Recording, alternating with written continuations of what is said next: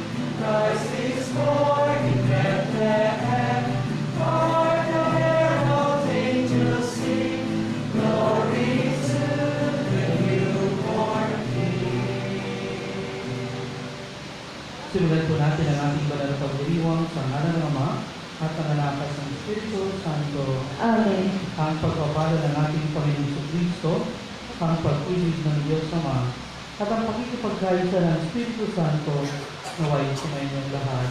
At sunayin rin. Mga kapatid, sa ating Ebanghelyo, matutuklayan natin ang kadakilaan ng Diyos sa pamamagitan ng pagbibigay niya ng biyaya sa mag-asawang si Elizabeth at si Zacarias. Mga kapatid, nawan sa kapasukan tayo rin ay biyaan ng Diyos at makilala natin ang Diyos bilang mapagpala.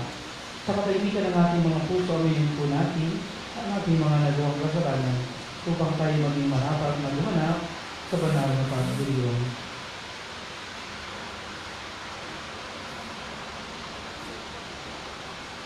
Sabay-sabay tayo inaamin po Sa mga pangyayarihan Diyos at sa iyong mga kapatid, na luma akong nagkasala sa isip, sa salita at sa gawa, sa aking pagkukulang. Kaya ay sinasama ko sa mahal na Birhen Maria, sa lahat ng mga anghel at mga banal, at sa inyong mga kapatid, na ako ipanalangin sa Panginoong ating Diyos. Kaawaan tayo ng kapangyarihan ng Diyos, patawarin tayo sa ating mga kasalanan, at patnubayan tayo sa buhay na walang hanggan. Amen. Panginoon, kaawaan mo kami. Panginoon, kaawaan mo kami. Kristo, kaawaan mo kami. Kristo, kaawaan mo kami. Panginoon, kaawaan mo kami. Panginoon, kaawaan mo kami.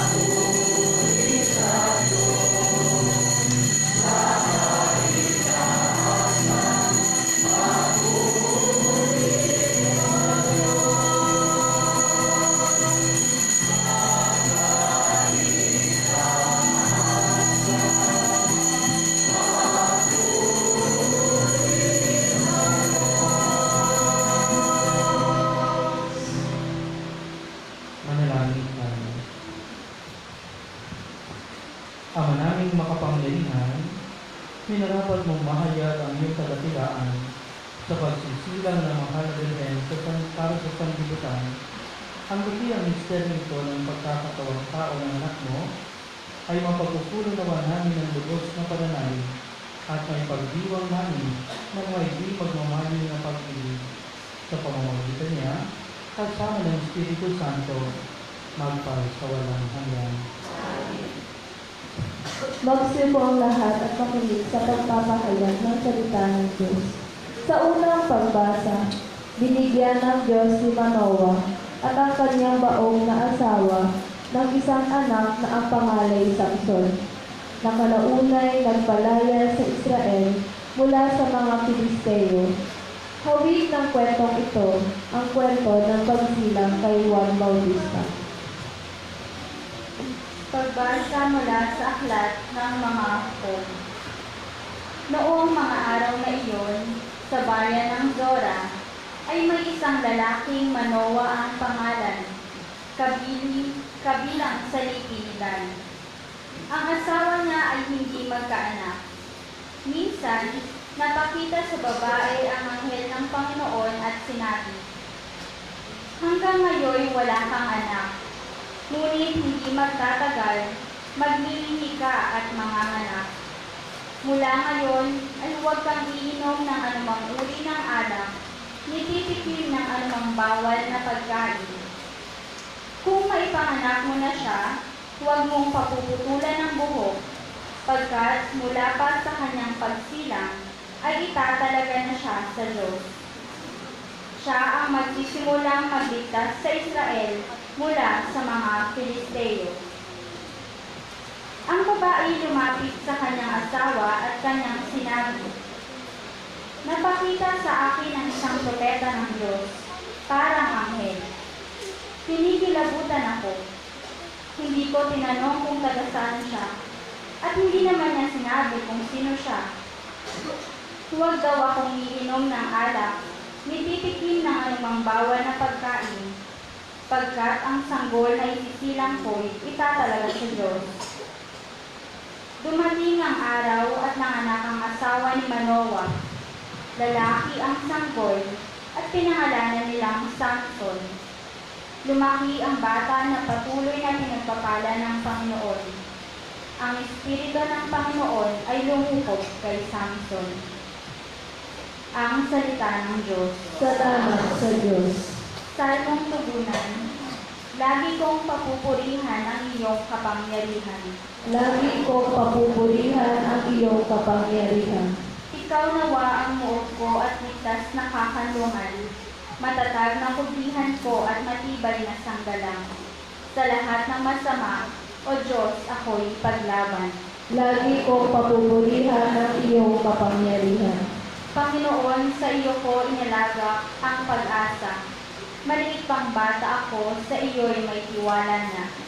Sa simula at mula pa, wala akong inasahang mag-iingat sa sarili, kundi tanging ikaw lamang. Lagi kong papupurihan ang iyong kapangyarihan.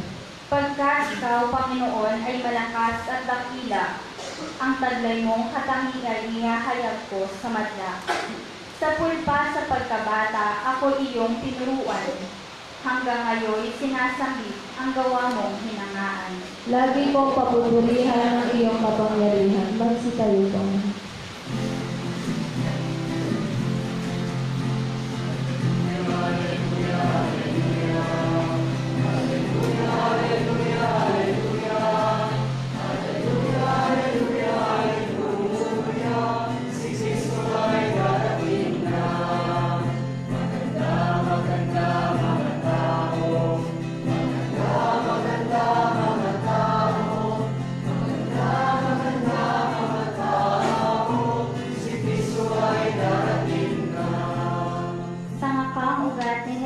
Taga-akay ng marami, halina't tubusin kami.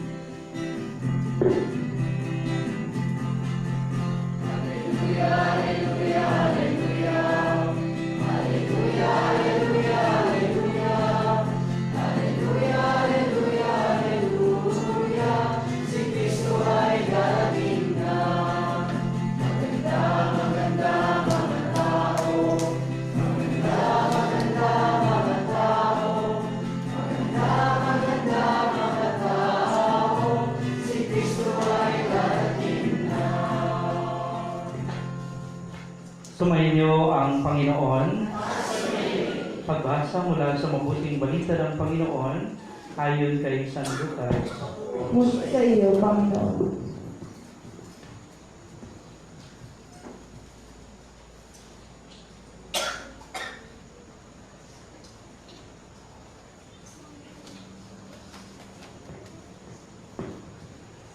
Noong si Herodes ang hari ng Judea, may isang saserdote na ang ngalay Zacarias sa pangkat ni Abias, at mula rin sa lipi ni Aaron ang kanyang asawang si Elizabeth. Kapwa silang kalugod-lugod sa paningin ng Diyos, namumuhay ng ayon sa mga utos at tuntuning mula sa Panginoon. Wala silang anak sapagkat baog si Elizabeth at sila'y matanda na. Ang pangkat ni Zacarias ang nanunungkulan noon at siya'y naglilingkod sa harapan ng Diyos bilang saserdote. Nang sila'y magsapalaran, ayon sa kaugalian ng mga saserdote, siya ang nahirang na maghandog ng kamaniyang. Kaya't pumasok siya sa templo ng Panginoon sa oras ng pagsusunog ng kamaniyang, samantalang nagkakatipon sa labas ang mga tao at nananalangin. Walang ano-ano'y napakita sa kanya ang isang anghel ng Panginoon. Nakatayo sa gawing kanan ng damba ng sunugan ng kamaniyang. Nagulat si Zacarias at sinidla ng matinding takot nang makita ang anghel. Ngunit sinabi nito sa kanya, "Huwag kang matakot, Zacarias. Dininig ng Diyos ang panalangin mo. Kayo ni Elizabeth ay magkakaanak ng isang lalaki, at Juan ay pangangalan mo sa kanya. Ikaw ay matutuwa at magiging maligaya, at marami ang magagalak sa kanyang pagsilang, sapagkat siya'y magiging dakila sa paningin ng Panginoon. Hindi siya iinom ng alak o anumang inuming na kalalasing. Sa sinapupunan pa lamang ng kanyang ina, mapupuspos na siya ng Espiritu Santo. Marami sa mga anak ng Israel ang panunumbalikin niya sa kanilang Panginoong Diyos. Mauuna siya sa Panginoon, taglay ang Espiritu at kapangyarihan ni Elias, upang pagkasunduin ang mga ama at ang mga anak, at panumbalikin sa daan ng matuwid ang mga suwail. Sa gayon, ipaghahanda niya ng isang bayan ang Panginoon." Sinabi ni Zacarias sa anghel, "Paano ko po matitiyak na mangyayari ito? Sapagkat ako'y napakatanda na, at gayon din ang aking asawa." Sumagot ang anghel, "Ako si Gabriel na naglilingkod sa harapan ng Diyos. Sino ko po upang ihatid sa iyo ang mabuting balitang sinabi ko na sa iyo?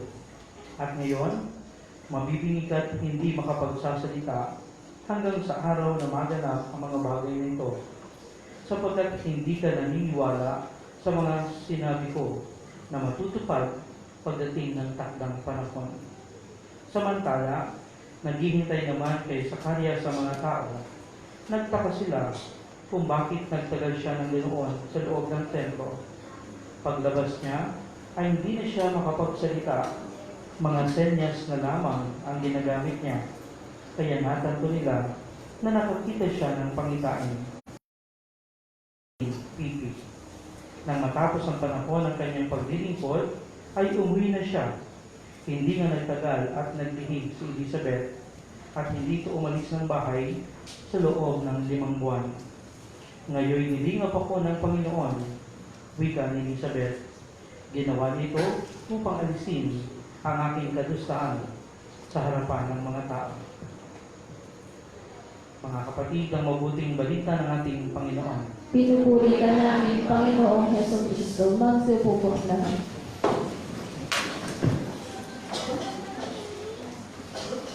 Magandang gabi po sa inyong lahat. Batiin natin mga katabi natin ng magandang gabi.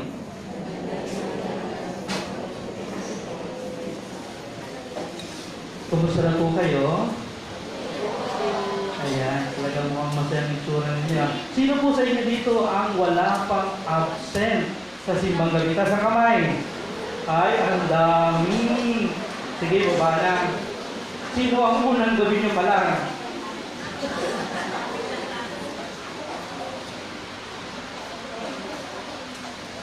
Bakit po ninyo binubuo ang simbang gabi? Nandiyan ka na?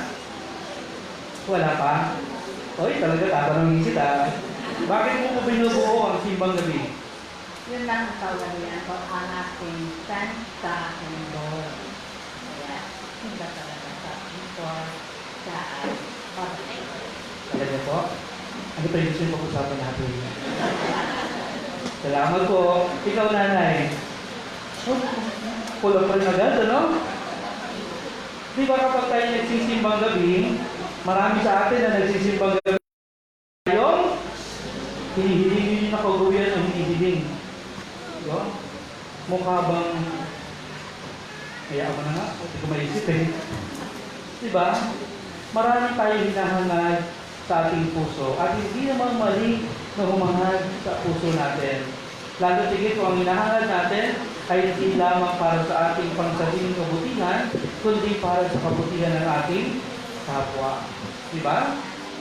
At ang lahat ng hinahangad natin sa ikabubuti ng kapwa ay pakikinggan ng Panginoon. Amen?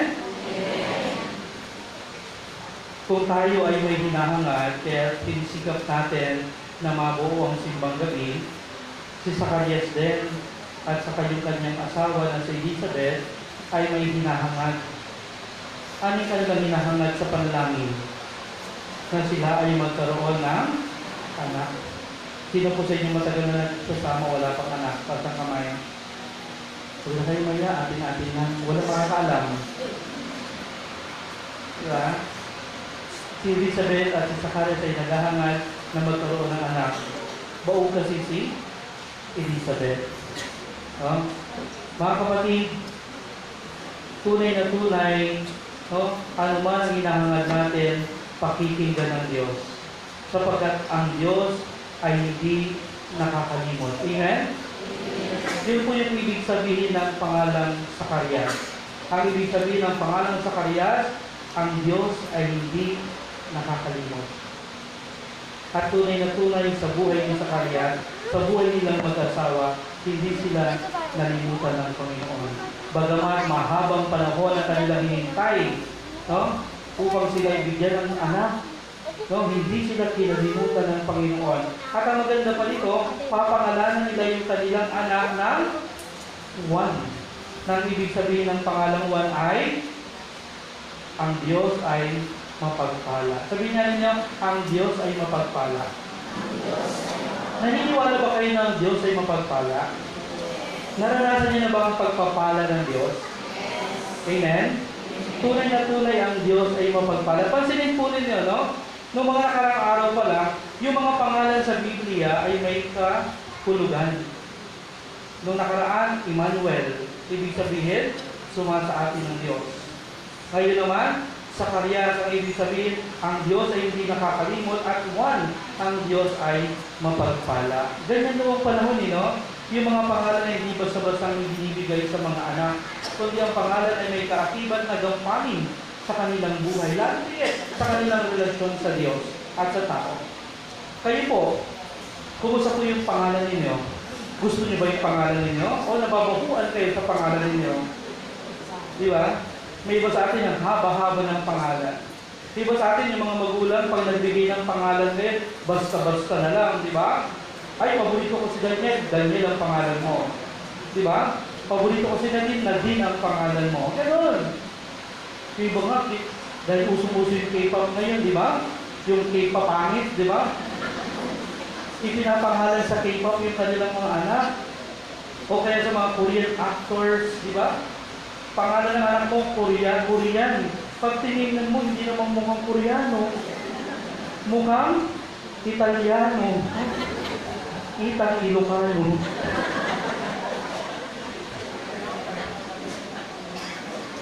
Di ba? Ito, ilang beses ko lang sinabi sa inyo ito.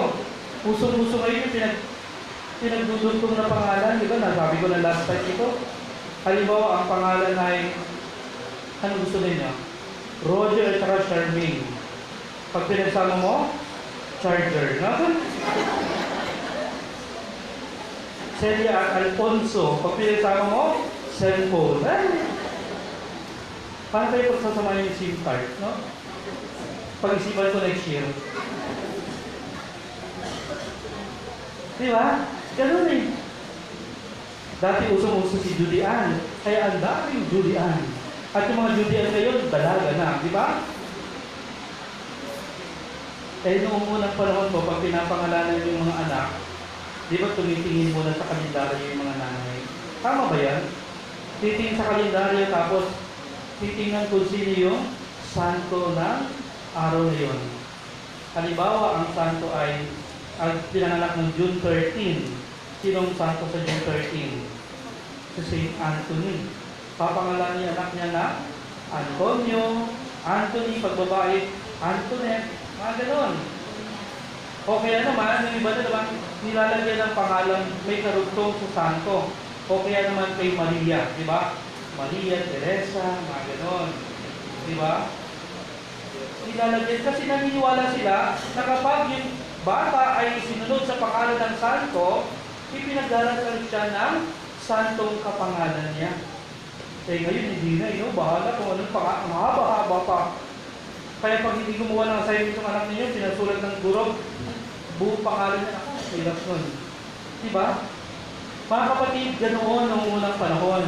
May kaakibat na gampanin yung pangalang ibinibigay. At ito ay nakikita sa pamamaraan ng pamumuhay ng tao. Katulad ni Zacarias sa mahabang panahon, naghintay siya at hindi siya kinalimutan ng Diyos.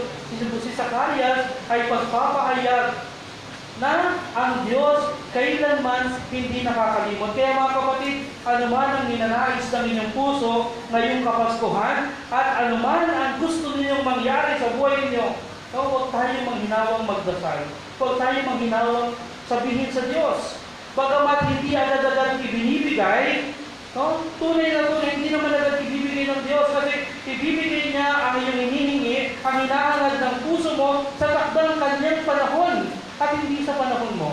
Ang kailangan mo lang ay maghintay. Sabi mo nga, maghintay. Paano tayo maghihintay? Nang may pananampalataya. Huwag tayong panghinaan sa ating pananampalataya kapag tayo ay naghihintay dahil ang Diyos, ang bunga ng paghihintay natin ay walang iba kundi ang pagpapala ng Diyos. Katulad ni Zacarias at ni Juan, naghintay si Zacarias at sa kanyang paghihintay, hindi siya kinalimutan ng Diyos. At ang bunga ng kanyang paghihintay ay si Juan. Ibig sabihin, ang Diyos ay mapagpala. Ganun din po ang gagawin sa atin, mga kapatid. Sa mga taong nagtsatsaga, naghihintay ng may pananampalataya, pagpapalain kayo ng Diyos. Sabi mo sa katabi mo, pagpalain ka ng Diyos. Diba? Pagpapalain tayo ng Diyos. Tingnan po natin sa ating Ebanghelyo. Si Zacarias, dahil siya ay isang saserdote, yung saserdote po ay katulad naming pari, sila ay pari sa Hudyo. No? At siya ay laging naglilingkod sa harapan ng Panginoon. Napakita natin na sila ay kalugod-lugod sa paningin ng Panginoon, sumusunod sa utos ng Panginoon. Pero kahit ganoon, si Zacarias ay pinanghinaan din ng pananampalataya. Nung siya ay dinalaw ng anghel, natakot siya. Namuna ang takot sa kanyang buhay. Kaya sabi sa kanyang anghel, huwag kang matakot, Zacarias. At kung ibinalita ng anghel na siya at ang kanyang anak ay ang kanyang asawa ay magkakaroon ng anak na lalaki, hindi agad siya naniwala. Di ba? Hindi agad siya naniwala. Sabi niya, paano ako makatitiyak na mangyayari ang mga bagay na ito? Nagpakilala ang anghel na siya ay si Anghel Gabriel na isinugo ng Panginoon upang ibalita ang magandang balitang sinabi niya kay Juan Bautista, kay Zacarias. At dahil dito, kinulangan siya ng pananampalataya, ano ang nangyari? Sabi ng anghel, ikaw ay mapipipi, no? At hindi makapagsasalita hanggang maganap ang mga bagay nito. Pinatahimik siya ng Panginoon dahil kinulang yung kanyang pananampalataya. Tumina yung kanyang pananampalataya. Mga kapatid, ganito po ang ginagawa ng katahimikan sa ating buhay. Madalas, kapag tayo may hinahangad, manahimik, manalangin. Upang nang sa gayon, sa katahimikan ng ating pananalangin, matagpo natin ang kagandahang loob ng Diyos. Lumakas ang ating pananampalataya, lumago ang pananampalataya sa katahimikan. katulad ng isang butil, no? Na kapag inihasik mo, kusang lumalago at nagkakauhay sa gitna ng katahimikan. Ganun din po yung ating pananampalataya, pinalalago ng pinalalago kapag tayo ay marunong manahimik, kapag tayo ay marunong magdasal. At ang lahat ng inaangad ng ating puso, ibibigay ng Diyos dahil sa ating pananampalataya. Mga kapatid, ang kawalan ng pananampalataya ang siyang humahadlang upang matanggap natin ang kagandahang loob ng Diyos. Kaya huwag natin alisin ang pananampalataya sa ating buhay. Si Elizabeth, napakatanda nung siya ay nagdalanta. Mantakin po ninyo, siguro ang hirap-hirap sa damdamin. Mag-asawa kayo, tapos wala kayong anak sa mahabang panahon. Ano ba yung nararamdaman nila? No? Ang tagal na nilang nagsasama, tapos wala pa rin silang anak. Di ba sa lipunan ngayon, maraming mag-asawa na naghihiwalay dahil walang anak? Di po ba? Kasi nga ang anak ay nagbibigay kabuuan sa mag-asawa. Di po ba? Kahit sila ay kinasal na, mararamdaman nila balang araw ay may kulang. At ano yung kulang? Yung kanilang anak. Kaya kakaiba yung damdamin ng mag-asawang matagal nang walang anak. Nakakalungkot, di ba? Pero may iba pang nakakalungkot. Sa kabilang banda, may iba naman. Kung may mga mag-asawa na walang anak at naghahangad magkaanak, sa kabilang banda, may mga mag-asawa naman na anak ng anak ng anak ng anak ng anak. Di ba? At ang nakakalungkot dito, anak ng anak ng anak, ipinamimigay yung anak. O kaya ipinagbibili yung bili na anak ko, sige na, may lahat German mo. Di po ba? Iba nga iniiwanan lang sa harap ng simbahan. Di ba? Nakakalungkot. Iba pinababayaan, anak ng anak, tapos pinababayaan. Samantalang may mag-asawa na naghahangad magkaroon ng anak, pero hindi mabigyan-bigyan ng anak. At may iba namang mag-asawa, pinipigilan ang sarili para magkaanak. Sa paanong pamamaraan? Gumagamit ng contraceptives. Ito po atin-atin lang, ha? Sino pong gumagamit ng contraceptives sa inyo? Taas ang kamay. Ako lang? Ba't palaging ako? Diba? Matigas ang ulo natin. Kahit itinuturo ng simbahan na huwag gumamit ng contraceptives, gamit pa rin ang gamit. Pills, injectables, at kung ano-ano pa. Iba nga nagpapalaygit tayo. Kahit ipinagbabawal ng simbahan. Kasi sabi mo, katoliko ka. Diba? May mga mag-asawa na gustong magkaanak, pero ikaw pinipigilan mo na magkaanak. At may isa pa nakakalungkot, lahat higit. No? May mag-asawa na gustong magkaanak, pero ikaw, sa sinapupunan, pinapatay mo ang iyong anak. Sa pamagitan ng abortion. Diba? Sakit mo. Alam po ninyo kami mga pari, hindi kami pinapayagan na magpatawad sa kasalanan ng abortion. Ito po ay naka-reserve lang sa obispo at sa Santo Papa. But, for pastoral reason, binigyan din kami ng pagkakataon. Pero limitado lang. Halimbawa, dito sa atin, no?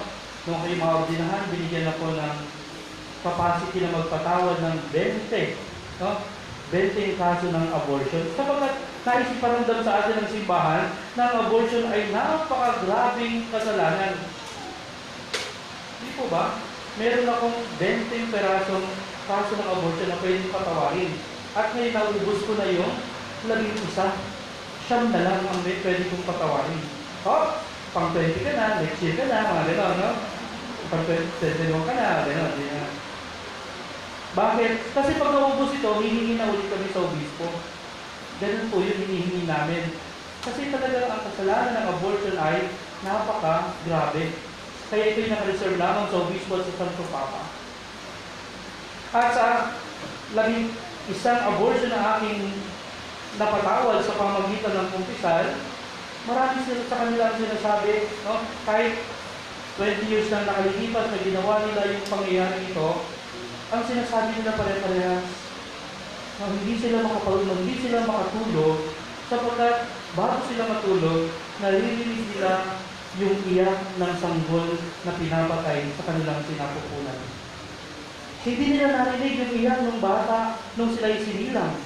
Ang naririnig nila yung iyak ng sanggol habang siya ay pinapatay sa loob ng sinapupunan. At yun yung nagdudulot ng pagkabalisa sa mga taong nagpapalaglag. Di ba nakakalungkot, no? May mga magulang, may mga mag-asawa na gusto magkaanak, pero hindi magkaroon ng anak. Pero, may ibang mga magulang naman, pinapatay yung kanilang anak, yung biyaya ng Diyos.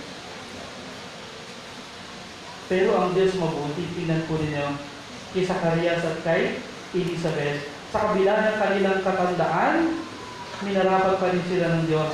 Minarapat pa rin nabigyan sila ng Diyos ng anak. Alam ba ninyo, nasabi ko na sa inyo, no? Alam ba ninyo kung ilang edad si Elizabeth kung siya'y nagbuntis? Ilang edad? 90. O di ba ang tanda niya? 90 years old siya nung nagbuntis. Kaya mga kapatid, yung mga mag-asawa dito na wala pang anak, huwag kayong mawalan ng pag-asa. Baka pag 90 ninyo, mabuntis din kayo.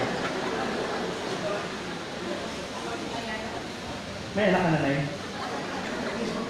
Ha? Huwag kumaya, atin natin na. Ilan? Di ba? Mga kapatid, walang imposible sa Diyos. Walang imposible sa lahat mapangyayari sa Diyos. Ang kailangan lang ay pananampalataya. Sapagkat ang Diyos ay hindi Diyos ng mga baog. Ang Diyos ay Diyos ng pagpapala. Ang Diyos ay Diyos na mapagbigay. Kaya sana mga kapatid, kung paano tayo pinagpapala ng Diyos, ganoon din tayo maging daluyan ng pagpapala sa kapwa. Paramihin natin yung biyaya ng Diyos sa ating kapwa na ipinagkaloob sa atin. Paanahin natin yung lahat ng biyaya na pinagkakaloob sa atin. Maging one tayo sa isa't isa. No? All for one, parang gano'n na. Maging one tayo sa isa't isa. Huwag tayong maging baog. Sabi mo sa katabi mo, huwag kang baog. Ang sagwa ata, no? Huwag kang baog. Saan? Sa mga biyayang binibigay sa iyo ng Panginoon. Ha? Paramihin natin ang biyaya ng Diyos. Katulad ng sinabi sa Genesis, humayo kayo at magpakarami. Iba talaga, ginawang literal, yung nagpakadami talaga, no? Ano ang paramihin natin? Yung biyaya ng Diyos, yung kagandahang loob ng Diyos, yung pag-ibig ng Diyos. Ngayong Kapaskuhan, paramihin natin ang biyaya ng Diyos at kayo ay maging biyaya sa isa't isa. Huwag nating hadlangan ang biyaya ng Diyos na dumaloy sa ating kapwa. Sapagkat ang Diyos ay hindi nakalilimot. Kung paano ka hindi nakalimutan ng Diyos, sana ganun ka rin. Huwag kang makalimot sa kapwa mo na nangangailangan. Maging daluyan ka ng pagpapala at maging ikaw rin ay pagpapala sa iyong kapwa. Amen.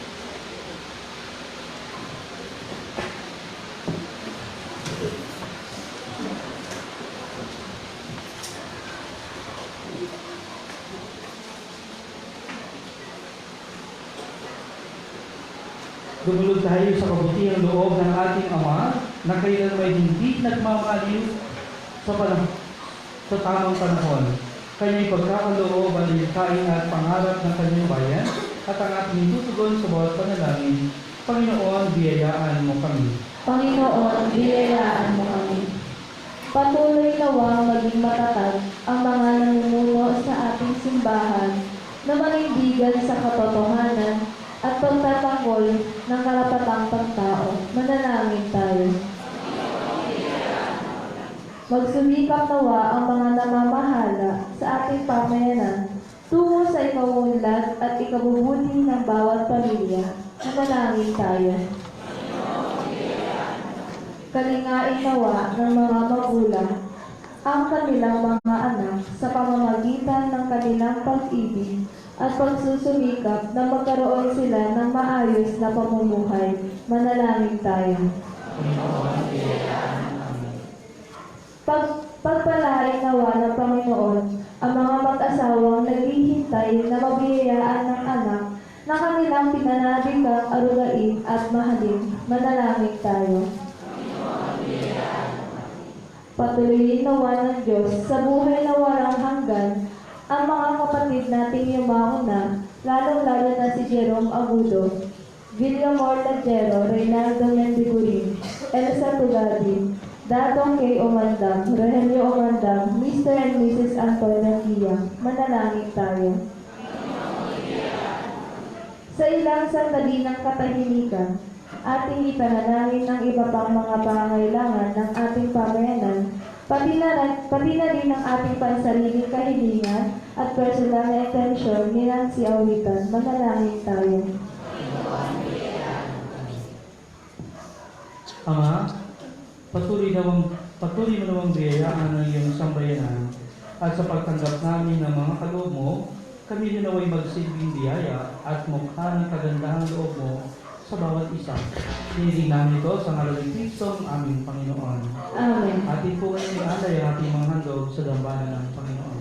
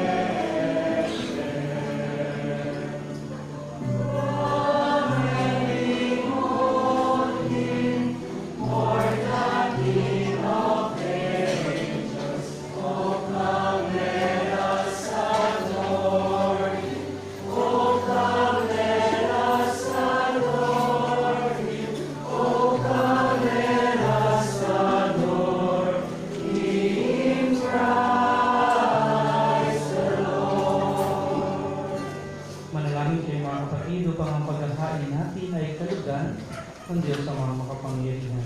Tanggapin nawa ng Panginoon itong paghahait sa iyong mga kamay, sa kapurihan niya at karangalan sa ating kapakinabangan at sa buong sambayanan niyang banal.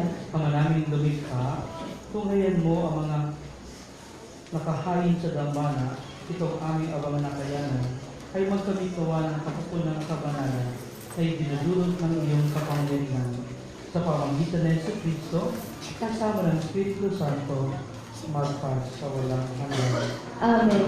Sumainyo ang Panginoon, At sumayo rin, itaas sa Diyos ang inyong puso at diwa. itinaas na namin sa Panginoon. Pasalamatan natin ang Panginoon at Diyos. Marapat na siya ay pasalamatan. Ama naming makapangyarihan, tunay ng marapat na ikaw ay aming pasalamatan sa pamamagitan ng Yesu Kristo na aming Panginoon. Ang pagsusugo mo sa Kanya ay pinahayag ng lahat ng mga propeta Ang pagsilang niya pinananabikan ng mahalaga rin kanyang inang tunay sa kapangyarihan ng Espiritong Banal. Ang pagdating niya inilahati sa Juan Bautista sa kanyang pagbibinyag. Ngayon pinaghahandaan namin ang maligayang araw ng kanyang pagsilang. Kami nananabig at nananalangin lubos na makaharap sa kanyang kadakilaan.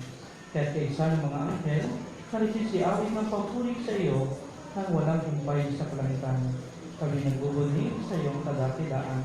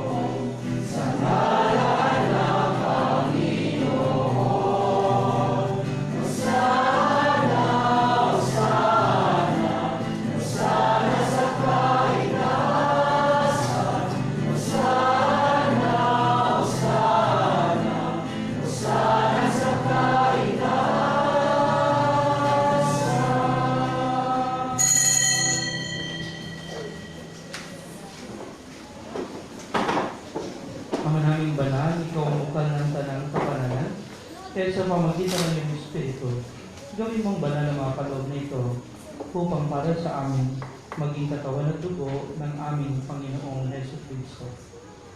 Bago niya pinagtiis ang pusang loob na maging hando, tinawakan niya ang tinapay. Pinasalamatan kanya.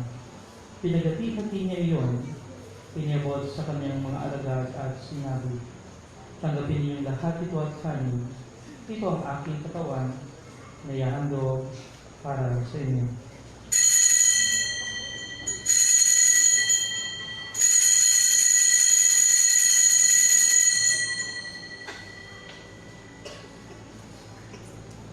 Kaya hindi naman nung matapos ang hapunan, tinawakan niya ang kalis. Muli kanyang pinasalamatan. Piniabot niya ang kalis sa kanyang mga alagad at sinabi, tanggapin ninyo lahat ito at inumin. Ito ang kalis ng aking dugo ng bago at walang hanggang tipan. Ang aking dugo na ibubuhos para sa inyo at para sa lahat sa ikapagpapatawad ng mga kasalanan. Gawin niyo ito sa pag-alala sa akin.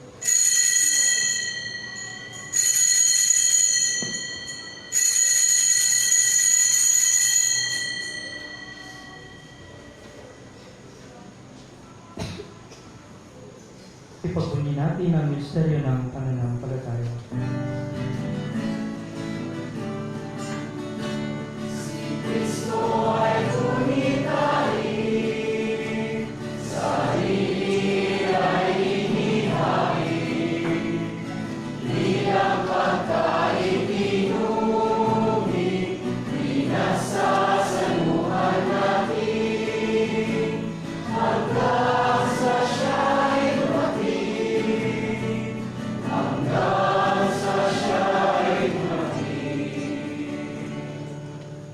Ama, ginagawa namin ngayon ang pag-alala sa pagkamatay at muling pagkabuhay ng iyong anak. Kaya iniaalay namin sa iyo ang tinapay na nagbibigay buhay at ang kalis na nagkakaloob ng kaligtasan. Kami nagpapasalamat dahil kami iyong minarapat na tumayo sa harap mo para magtingkod sa iyo. Isinasama namin kaming magsasalo-salo sa katawan at dugo ni Kristo ay mabuklod sa pagkakaisa sa pamamagitan ng Espiritu Santo. Ama, lingapin mo ang iyong simbahang naganap sa buong daigdig. Puspusin mo kami sa pag-ibig. Kay San Francisco na aming Papa, at ni Bartolome na aming Obispo ng Tanang Kaparian. Alalahanin muli ng mga kapatid namin na himlay na may pag-asang sila'y muling mabubuhay. Kaya hindi ng lahat ng mga pumanaw. Kaawaan mo sila at patuloyin sa iyong kaliwanagan. Kaawaan mo at pagdinapatin kaming lahat na makasalo sa iyong buhay na walang wakas. Kaysa ng mahal na Birheng Maria na ina ng Diyos, si San Jose na kanyang kabiyak na puso. Kaysa ng mga apostol, si Santiago, at ng lahat ng mga banal na namuhay dito sa daigdig ng kalugod-lugod sa iyo, ay pagdiwang naman namin ang pagpupuri sa ikararangad mo sa pamamagitan ng iyong anak na aming Panginoong Hesus Kristo. Sa pamamagitan ni Kristo, kasama niya at sa Kanya, ang lahat ng parangal at papuri ay sa iyo, Diyos Amang makapangyarihan, kasama ng Espiritu Santo, magpasawalang hanggan.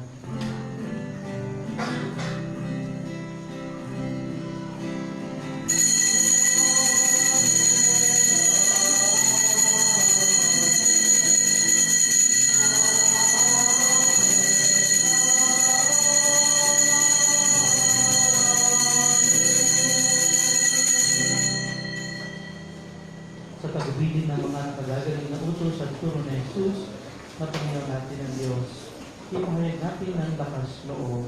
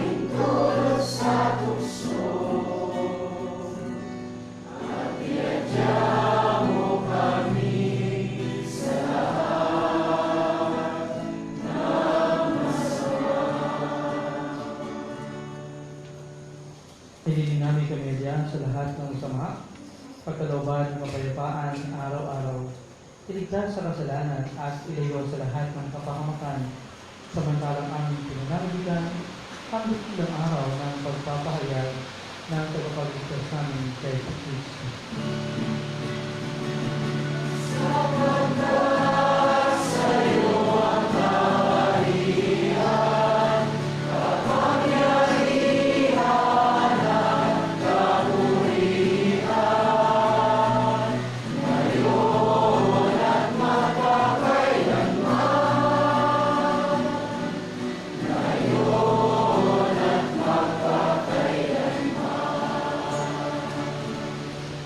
Panginoon sa Kristo, sinabi mo sa iyong mga apostol, kapayapaan ang iniiwan ko sa inyo, ang aking kapayapaan ang ibigay ko sa inyo. Tunghayan mo ang aming pananampalataya at huwag ang aming mga pagkakasala. Pagkalooban mo kami ng kapayapaan at pagkakaisa ayon sa iyong kalooban, kasama ng Espiritu Santo magpasawalang hanggan. Amen. Ang kapayapaan ng Panginoon ay laging sumainyo. At sumainyo rin. Magbigay tayo ng kapayapaan sa isa't isa.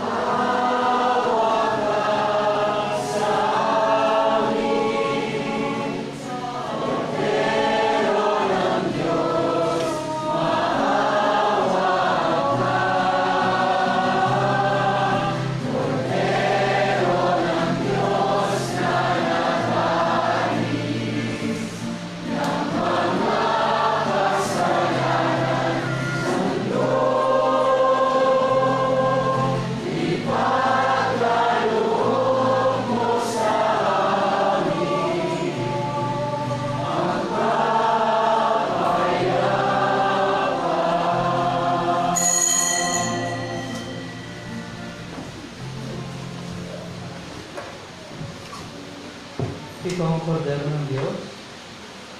Ito ang nag-aalis sa mga kasalanan ng sanlibutan. Paano ng mga inaanyahan sa kanyang pagbuhay? Panginoon, hindi ang karapat-dapat na magpatuloy sa iyo. Ngunit sa isang salita mo lamang ay gagaling na ako.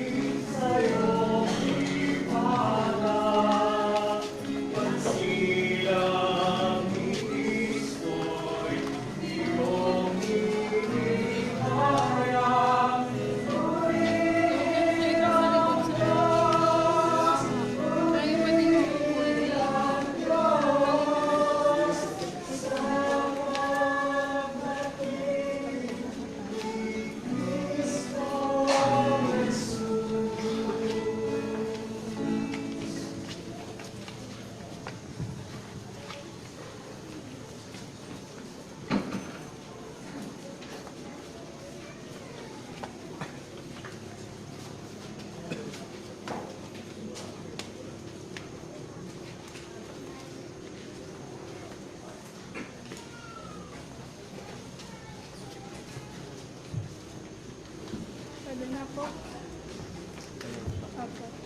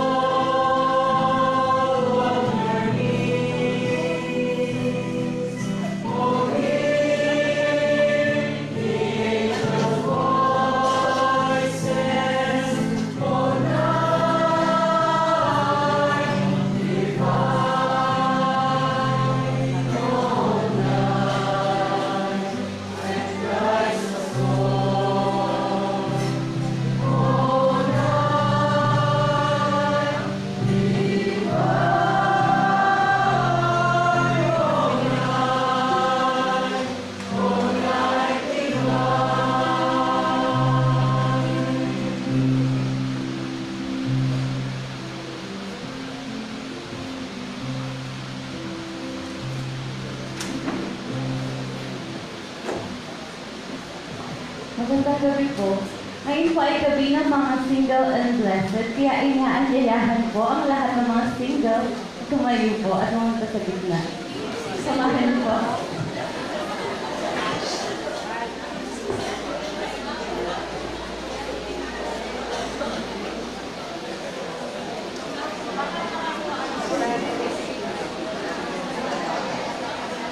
Amin na po tayo. Samahan niyo po ako sa gitna.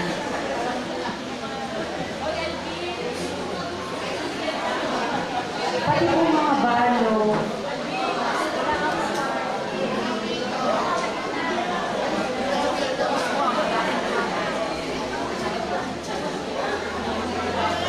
Yung mga single na hindi tatayo, mababao.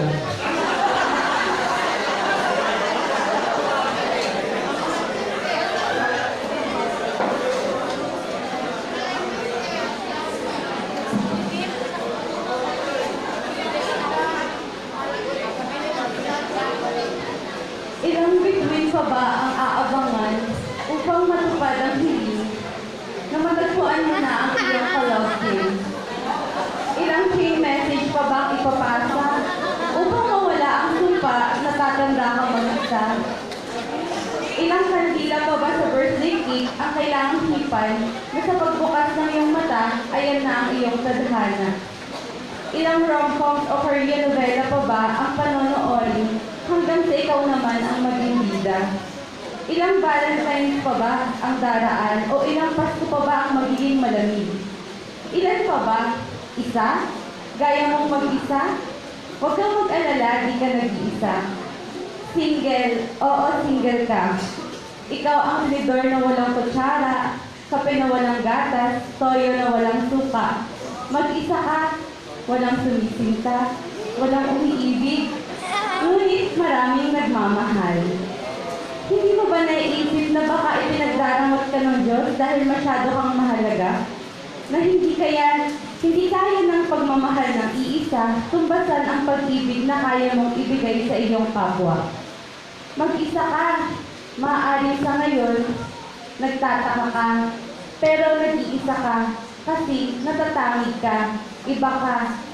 Kaya huwag kang malungkot at mag-isip-isip pa, mag-isa ka, pero enough ka at pinagpala ka. Kaya palakpakan po natin ang mga single at blessed.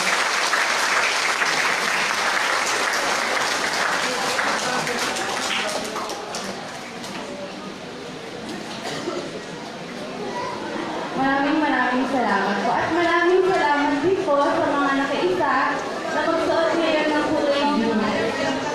Bukas po, inaanyayahan kayo na magsuot ng kulay brown at bukas po ay gagawin po ng mga solo parent.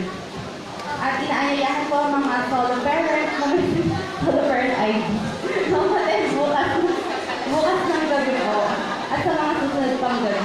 At inaanyayahan din po kayong nakiligin ng ating proyektong Hang Pasko ay Kumapit, which mo sa parol ay isabit, kung saan maaari po natin isulat sa ating mga parol na bibilhin na worth 100 pesos or sa Christmas card na worth 10 pesos ang ating mga kahilingan na isasabi po sa Christmas tree sa baba. At inaanyayahan din po kayong mag-donate ng mga Noche Buena package gaya ng spaghetti, spam, or corned beef na ipapamahagi po natin sa darating na gift giving po sa ating mga kapatid na kapuskalan na para po meron po silang pagsaluhan sa darating na Medianoche.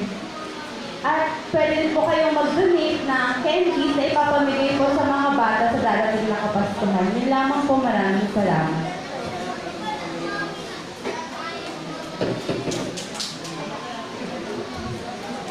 Manalangin tayo.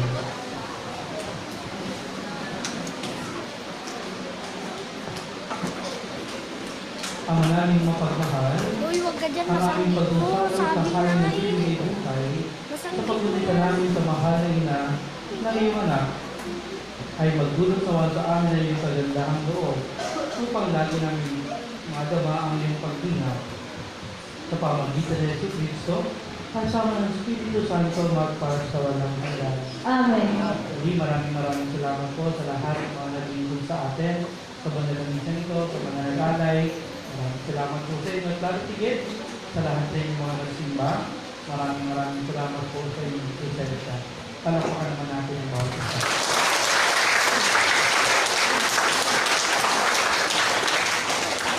Sumainyo ang Panginoon. At sumayin. Magsiyo po kayo habang iginagawan ang pagbabasbas. Ang maraming mapagpala ipagkaloob mong makilala ng iyong bayan ang pinayayag na sinasampalatayanan at mahalin ang tinanggap sa pagdiriwang na banal na pakikinabang sa pamamagitan ng Jesucristo kasama ng Espiritu Santo magpas sa walang hanggan. Amen. At pagpalain po kayong lahat ng makapangyarihang Diyos, ang Ama at ng Anak at ng Espiritu Santo. Amen. Tapos ang ating banal na misa, sumahigay taglay ang pag-ibig at kapayapaan ng Kristo. Salamat sa Diyos.